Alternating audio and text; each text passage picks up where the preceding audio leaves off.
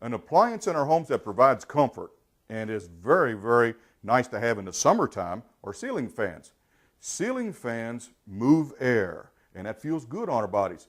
But be aware, ceiling fans consume electricity. So while you're in the room, enjoy the comfort it provides. But when you leave, know that it still consumes electricity and produces heat.